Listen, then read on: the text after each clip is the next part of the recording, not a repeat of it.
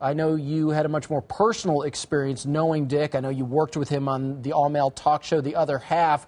What was it like to work with him on a daily basis back then? Well, to work with Dick, everybody, it's funny, nobody expects the real answer to that.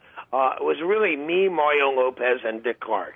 And Mario and I would, like fool around and punch each other in the arms and do gross boy stuff. And aside from the actual hitting, nobody hit Dick Clark. Yeah. He was one of the guys. We'd pull practical jokes on him. He was a great guy. Yeah, it was amazing to me that he probably, to many people, had this perception, particularly because of his business acumen of being this tough and standoffish guy. He was very loose and very fun, and he was so good and effortless at making it look so easy that you would think that he must be so super focused all the time. It was so great to hear that he was actually just one of the guys making the jokes with you. You want to hear something else that just astonished me, and it just flashed back in my mind, because he only said it one time on The Other Half.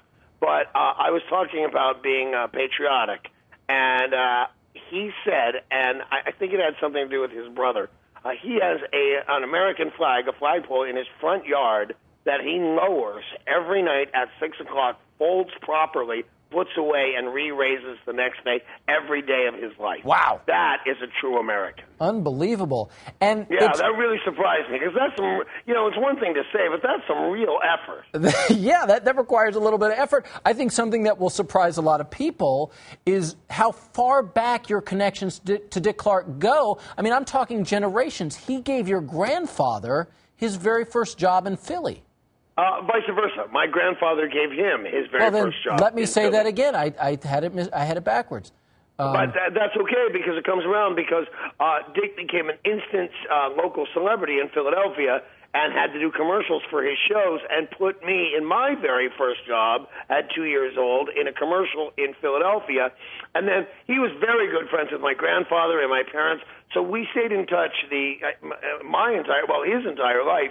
And when he made it big, he never forgot us. When I had my troubled years, he never forgot me, because that was something near and dear to his heart. He was exactly what you get. When they say America's longest living teenager, well, that's one thing. But, he was America's longest living friend. He really was a patriot to this country, a wonderful man, and never forgot a favor.